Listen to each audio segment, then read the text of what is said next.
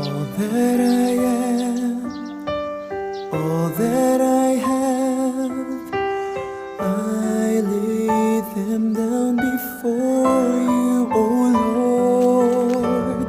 All my regrets, all my acclaims, the joy and the pain, I'm making them yours.